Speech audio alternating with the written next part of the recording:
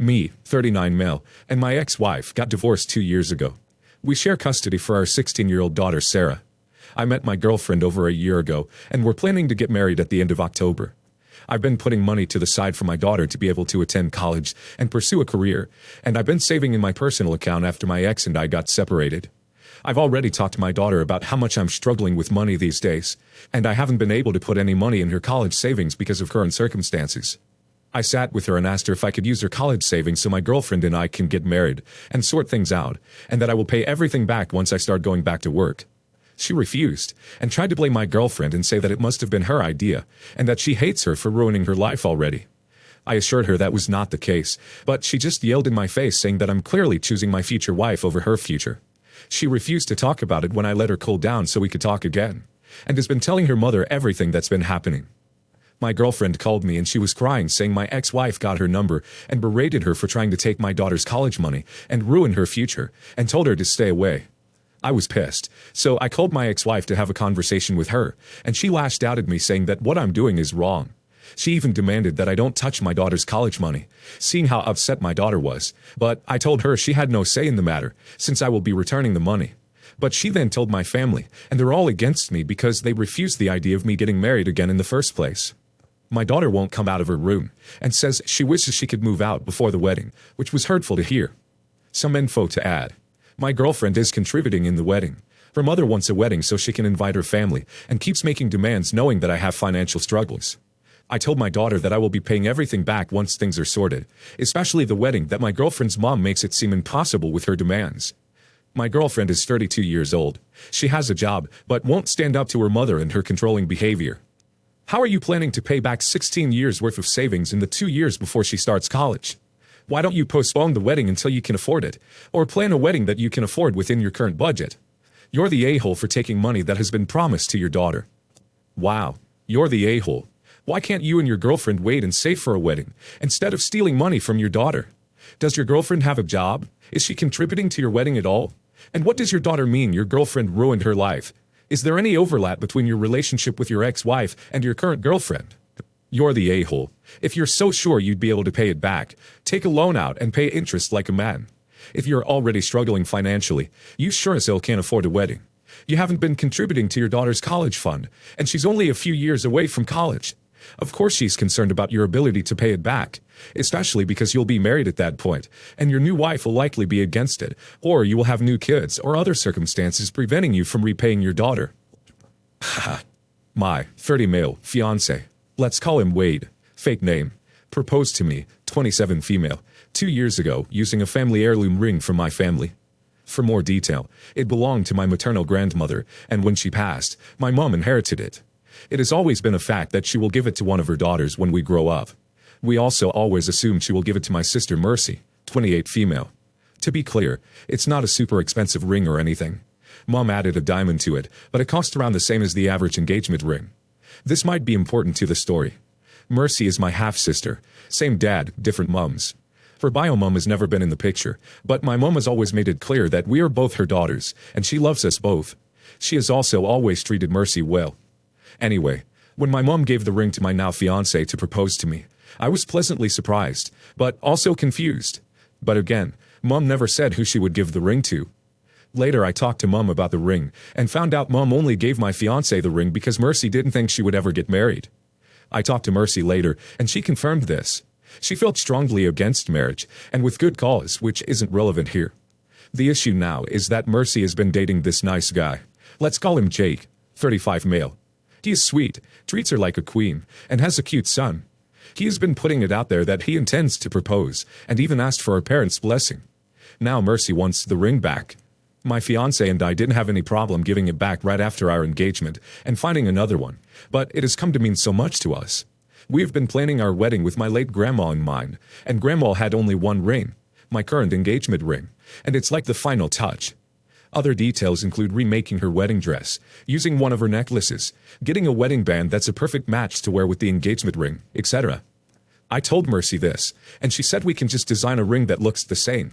One of the reasons is she isn't our mom's biological daughter, so she should get this one privilege. She also thinks since Mom intended to give her the ring anyway, so I should give it back to her. I still think she should not have said it was okay if it wasn't, and my fiancé agrees. However, Mercy is not speaking to me, and my parents have different opinions on this. So, will I be the a-hole if I hold on to the ring? Not the a-hole. Do not give it back. She already refused it. She doesn't get to change her mind when it's convenient. Not the a-hole. You can't give it back. You offered it back to her. She had her chance and turned it down. The ring is yours now. The non-biological daughter argument is such emotional blackmail if your mother has always treated her the same.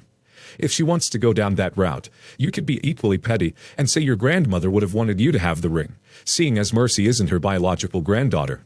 Also, when she told you you design a similar-looking ring, why doesn't she do that? Is it just about the money then? Does she think it's unfair you got a free ring? Not the a-hole. And the stuff about this one privilege is absolute BS. She's trying to emotionally guilt you into giving it to her. It's been your ring for 2 years. She's being absolutely ridiculous. If she's guilting your mother also, she's just selfish and vile. She's the one that okayed it in the first place. No take-backsies.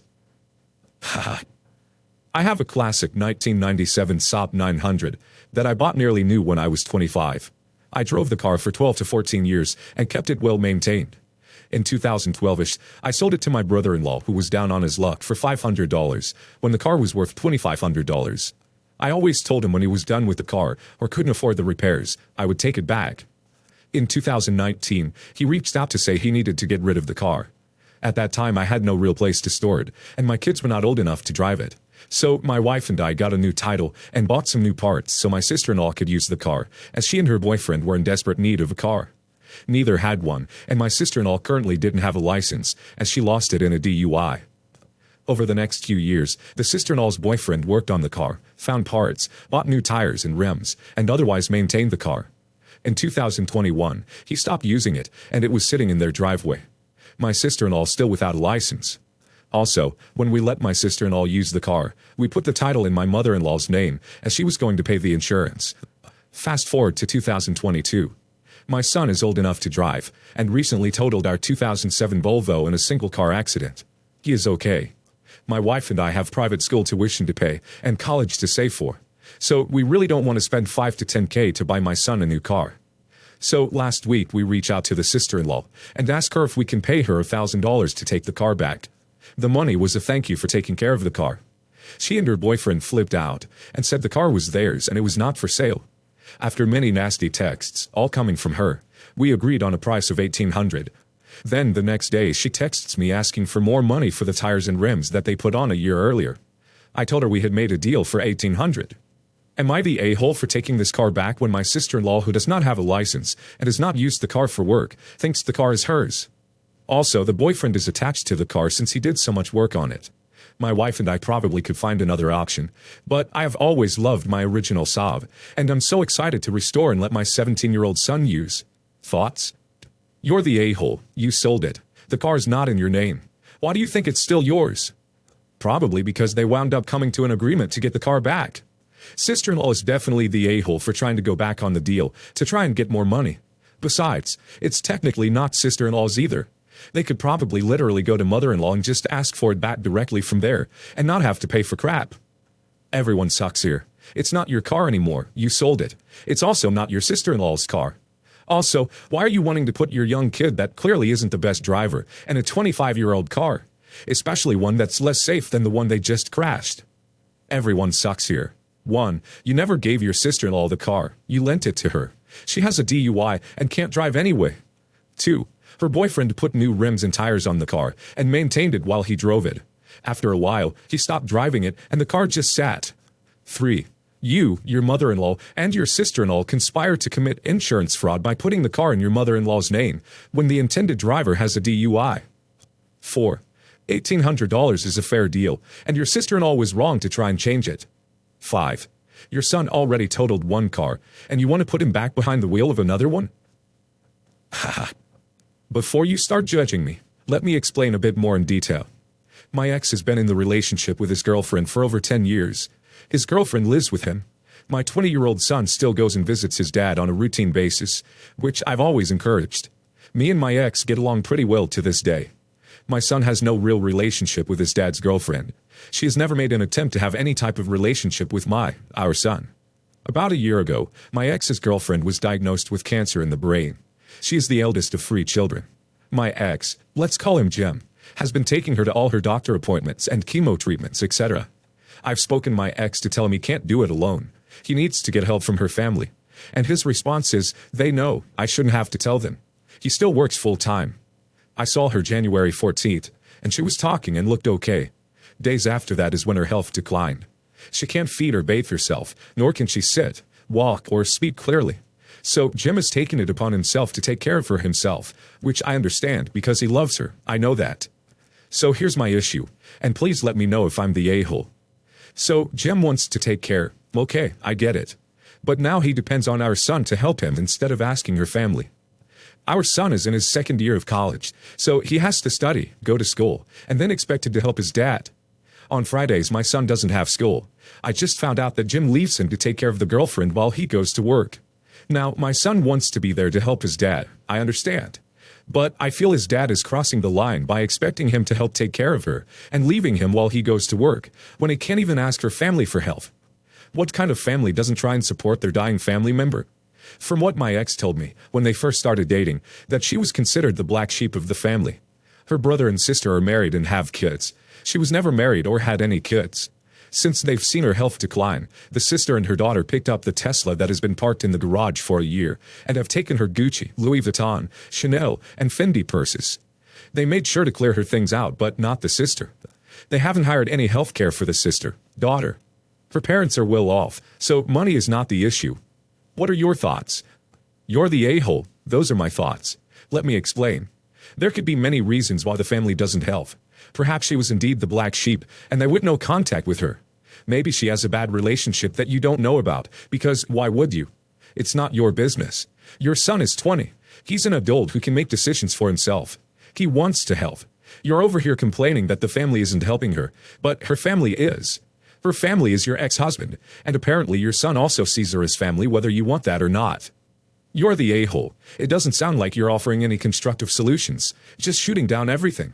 Her family is useless in the situation. Your ex is stressed out, grieving, and in need of help. While it would be a weird situation you would be putting yourself in, why not ask what you can do to help? Even if it's just dropping off food or running errands. This is none of your business. It isn't your household, and your son is an adult. Be gracious. Your son is learning how to take care of people you love. It's no picnic, and it sounds like he stepped up. Tell him you're proud of him. I, 26 female, live with my mom, 46, and older brother, 28. We're poor, but other members of our family aren't. My great aunt is crazy rich and offered to buy us a house in 2017 to try and help us get our feet under ourselves after a long run of bad luck. Our grandparents, my mom's parents, offered to help us build credit by buying the house for us, then letting us rent to own it over like 10 years. The problem is, despite our warnings, they decided to buy a house in a small dying town, and between the virus, the economy, and everything, the job pool is dried up. We have 1 car, and the closest city is nearly an hour away. They admit that they made a mistake, and now want to sell the house. In 2017, they bought this house for $75K. Last year, a house a block over from us sold for nearly $200K. Our house is a 3-bedroom, 2-bath, with a massive backyard. The house that sold for just under $200K. 1 bed, 1 bath, barely any yard. This year, our house's valuation has risen by more than twice its original value, from $75K to $180K. With some spit shine and elbow grease, I'm sure we could sell this house for $200K. So here's the issue. In talks about selling the house, it's come forward that they don't plan to give us any of the money from it. And on top of that, they expect us to still do the things that need to be done to make the house purchase ready, e.g., paint, fill in nail holes, clean, replace carpet, etc. They're both in their 80s, so if we don't do it, they'll have to pay people to do it. Like, I just feel like we got scammed. This house was supposed to be a gift from our great aunt, and it feels like they swooped in and stole it. And now that it's a burden, they want us to make it all pretty for sale, and we won't even see any of that money to help us get started somewhere else. Not the a-hole. The house was supposed to be for your family, and they took it. I'm no lawyer, but you should really take legal action. Don't do any maintenance on the house. Let them hire people. You shouldn't spend a cent since you're not getting proceeds from the sale. not the a-hole. You can state that you won't be doing any work on the house unless you receive some percentage of the sale, or are paid full market price for the labor. They can't make you do the work to better it.